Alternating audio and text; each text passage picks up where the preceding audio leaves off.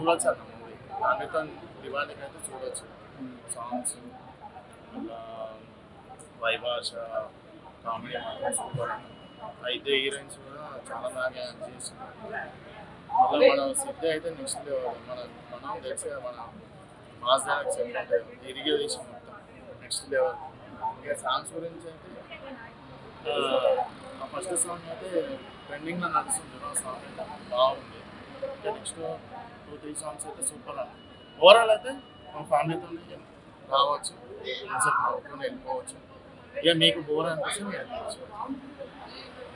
ఎలా ఉంది?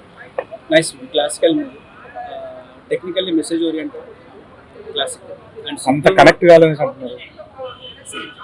ప్రతి ఫ్యాన్స్ కూడా కనెక్ట్ అవ్వాలి చేయాలని ఏం లేదు.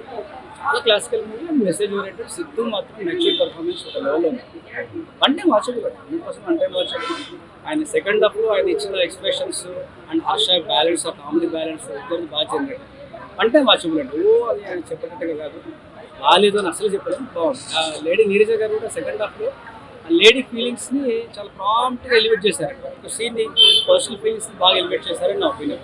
ఒకవేళ మేల్ డైరెక్టర్ అంటే అంత డీటెయిల్గా ఎక్స్ప్లెయిన్ చేయలేదేమో. అంటే మామూలుగా డైలాగ్ డెలివరెన్స్ ఎలా ఉంది? సేమ్ స్లాంగ్ సిద్ధు మాత్రం complete different. But one thing, Siddhu గారు నాకు తెలిసి ఇప్పట్లో ఈ క్యారెక్టర్ నుంచి బయట అంత ఈజీగా పడలేడు. ఎందుకంటే అదంతా ఇన్వాల్వ్ అయితే కానీ ఎక్స్ప్రెషన్స్ రాదు. నేను పర్సనల్గా ఫీల్ కాగలుగుతాను, అలాగా చాలా మంది ఫీల్ కాగలుగుతారు. బట్ ఎక్స్ప్రెషన్స్ మాత్రం క్యారెక్టర్లు ఇన్వాల్వ్ అవుతానే వస్తారు. No doubt sir, no doubt. Thaman మాత్రం ఫస్ట్ హాఫ్ లో ఎక్సెప్షనల్, అసలు హీరో ఎలివేషన్స్ అధికారులు చాలా బాగా ఇచ్చాడు. సెకండ్ హాఫ్ లో బీజిఎం ఈక్వల్ గా తమన్ గారు సిద్ధు గారు కూడా చాలా మెచ్యూర్డ్ పర్ఫార్మెన్స్ ఎక్స్ప్రెషన్స్ ఇచ్చారు.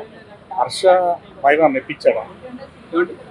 హర్ష నో డౌట్ ఒక వర్కర్ జనరేషన్ మీరు ఇన్స్పిరేషన్ సార్ అంటారు కదా. బట్ ఒక టైప్ ఆఫ్ జోన్స్ కి అతను లేకుంటే బోర్ అయ్యారు.